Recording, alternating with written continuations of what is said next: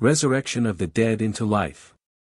Humanity was held in bondage, and it would never have been released had I not sacrificed myself to redeem the souls from the one who held them captive. My overwhelming love motivated me to make this sacrifice, to pay the purchase price which gave me the right to seize the souls from my adversary, providing they themselves wanted to leave him and follow me. But the sacrifice I made by my crucifixion was intended for all once fallen spirits, it applied to all people past, present and future. It was made for the spiritual essence which has taken, and has yet to take, the path across earth as a human being. I bought freedom and paid with my blood for every entity that once was pulled into the abyss by my adversary and is kept there in bondage, and no being needs to stay in the abyss any longer against its own will.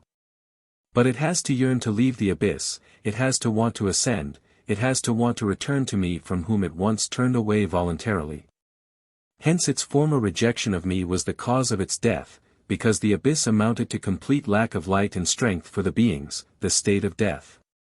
So that it should rise from death into life, so that the being could rise from its grave and step into new life again, I purchased a life for the dead with my death, and no being need be subject to death forever. Every being is able to rise from the dead just as I myself came back to life on the third day. But my adversary will want to prevent the beings from escaping his domain, and therefore they have to be helped, since they are unable to rise by themselves, and my adversary keeps the grave, which engulfs the beings of darkness, tightly locked.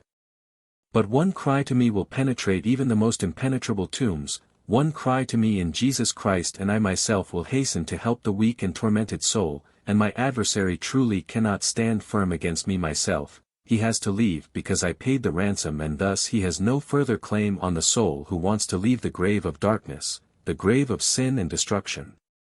Do you now understand the significance of my act of salvation, of my sacrifice on the cross, which was achieved for the release of the once fallen beings? Do you understand why only your own will can lead to this salvation, why you yourselves have to want to leave the grave before I can roll away the gravestone? My adversary lays claim to you as long as you grant him this right, as long as you don't resist the restraint he had put on you, as long as you don't call for the only one who can remove this restraint. You only need your will, and you will be free, because you will receive the strength to free yourselves as soon as you acknowledge me in Jesus Christ, as soon as you desire to be redeemed by him and request his help.